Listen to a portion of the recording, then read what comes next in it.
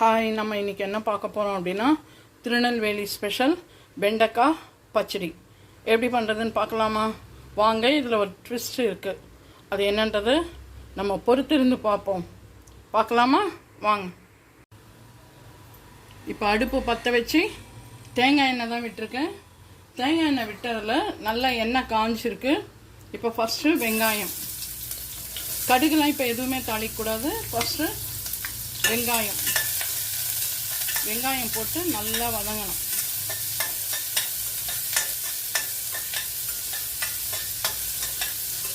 நல்லா 2 நிமிஷம் அந்த தேங்காய் எண்ணெயிலேயே நல்லா வதங்கணும். இது திருநெல்வேலியில் எல்லா ஹோட்டல்லையுமே எல்லா வீட்லேயுமே கிடைக்கக்கூடிய ஒரு உணவு அப்படின்னு சொல்லியிருக்காங்க. எல்லா ஹோட்டல்லையுமே அங்கே கிடைக்குமா திருநெல்வேலியில். அதால் இன்றைக்கி திருநெல்வேலி ஸ்பெஷல் வெண்டைக்காய் பச்சடி. அதுக்கப்புறம் வெங்காயம் வதங்கியாச்சு. இப்போ வெண்டைக்காவை போட போகிறோம். ஏன்னா இந்த எண்ணெயிலேயே வதக்கும் போது அந்த வெண்டைக்காய்க்கு உள்ள குழப்பு இருக்காது. அதால தான் இதை வெங்காயம் போட்ட பிறகு நம்ம இதை போடுறோம். நல்லா வதங்கணும்.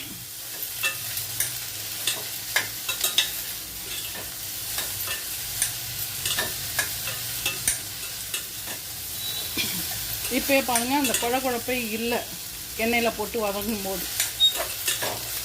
அதுக்கப்புறம் நம்ம நறுக்கி வச்சுருக்க தக்காளி, ஒரு தக்காளியை போட போகிறோம். போட்டு இதையும் நல்லா வதக்க போகிறோம். ரொம்ப சிம்பிள், ஈஸியாக நீங்கள் பண்ணிடலாம். திருநெல்வேலி ஆளுங்க எல்லாருக்குமே தெரிஞ்சிருக்கலாம், ஆனால் சென்னையில் நிறைய பேருக்கு தெரியாது. ஈஸியாக குயிக்காக இது மார்னிங் லஞ்சுக்கே கூட நம்ம பண்ணிக்கலாம். மார்னிங்கில் ஆஃப்டர்நூனுக்கு, மார்னிங் சாப்பிட்றவங்களுக்கு மார்னிங் லஞ்சு,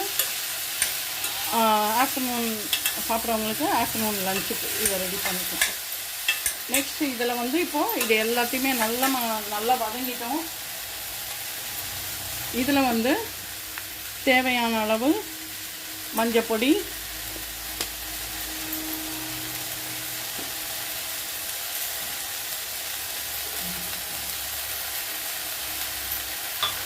அப்புறம் இதுக்கு தேவையான அளவு உப்பு,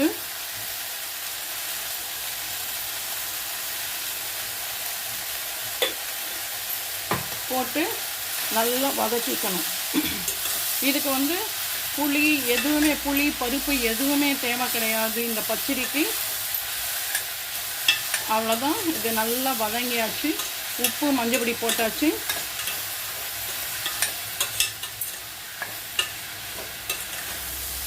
எப்படி இந்த பச்சடின்னு பார்க்கலாம்.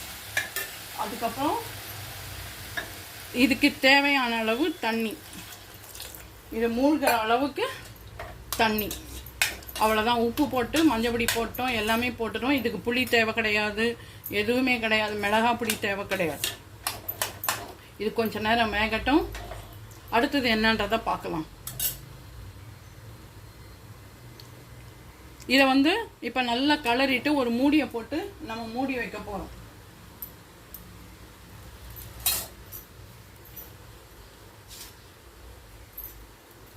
மூடியை போட்டு வேக வைக்க போகிறோம். இது நல்லா வேகட்டும்.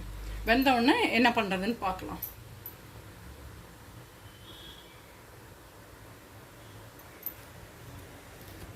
நல்லா வெந்துட்டுருக்கு. இப்போது ஒரு 10 to 15 minutes கிட்ட ஆயாச்சு. எடுத்து பார்க்கலாம்.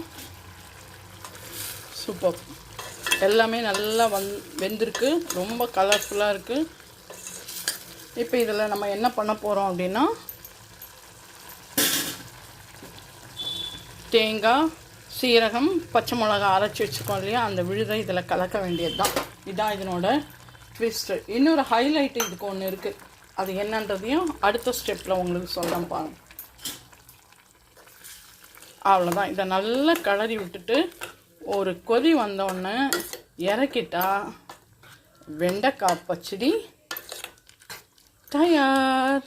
பச்சடின்னா நம்ம எல்லாம் நினச்சிப்போம் தயிரில் தான் பண்ணுவோம் அப்படின்னு சொல்லிட்டு. திருநெல்வேலியில் அந்த மாதிரி கிடையாதான். இதுதான் அவங்களதில் வெண்டைக்காய் பச்சடி இந்த மாதிரி தான் பண்ணுவாங்களாம்.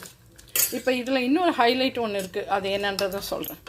அது திருநெல்வேலிக்கே உண்டான ஒரு ஸ்பெஷல். இது ஒரு கொதி வரட்டும். இப்போ நல்லா கொதிச்சு வந்தாச்சு பார்த்தீங்களா. இப்போ நம்ம இதை வந்து இறக்க போகிறோம். ஏன்னா எப்போவுமே நான் சொல்வேன் தேங்காய் போட்டுட்டு ரொம்ப நேரம் கொதிக்கக்கூடாது அப்படின்ட்டு. இதோ இறக்கி வச்சாச்சு. பக்கம் இப்போ திருப்பி அடுப்பில் தாளிக்கிறதுக்கு வச்சுருக்கேன். நல்லா நிறைய தேங்காய் எண்ணெய் விட்டு வச்சுருக்கேன். எண்ணெய் காயட்டும். அதுக்குள்ளே இதுக்கு மேலே என்ன பண்ணணுமோ அப்படியே கொத்தமல்லியை அப்படியே தூவி விட்டுணும். ஃப்ரெஷ் கொத்தமல்லியாக வாங்கி நல்லா நறுக்கி அப்படியே போட்டுருங்க. ரொம்ப கலர்ஃபுல்லாக இருக்குல்ல பார்க்கும்போதே. அடுத்தது எண்ணெய் காஞ்சாச்சு. கடுகு வெடிக்கட்டும். இது எல்லாமே திருநெல்வேலி எல்லா ஐட்டமே வந்து உங்களுக்கு வந்து தேங்காய் எண்ணெய் தான். ஏன்னா நியர்பை உங்களுக்கு கேரளா இருக்கிறதால மோஸ்ட்லி உங்களோட ஃபுட் ஐட்டமில் மோஸ்ட்லி தேங்காய் எண்ணெய் தேங்காய் நிறையவே இருக்கும். நம்ம தேங்காய் எல்லாத்துக்குமே யோசனை பண்ணி சேர்ப்போம். அவங்க வந்து எல்லாத்துக்குமே தேங்காய் எண்ணெய் தேங்காய் தான். ஏன்னா அவங்களுக்கு இருக்கிற அந்த கிளைமேட்டுக்கு கேரளாவில் அந்த மாதிரி பண்ணுவாங்க. அடுத்தது உளுத்தம்பருப்பு. எப்போவுமே கிளைமேட் அங்கே வந்து கொஞ்சம் மாடரேட்டாக இருக்கும். அடுத்தது கருவேப்பிலை போட்டாச்சு. எல்லாம் தாளித்து இப்போ இது மேலே அப்படியே கொட்ட போகிறோம். அவ்வளவுதான், வெண்டைக்காய் பச்சடி தயார்.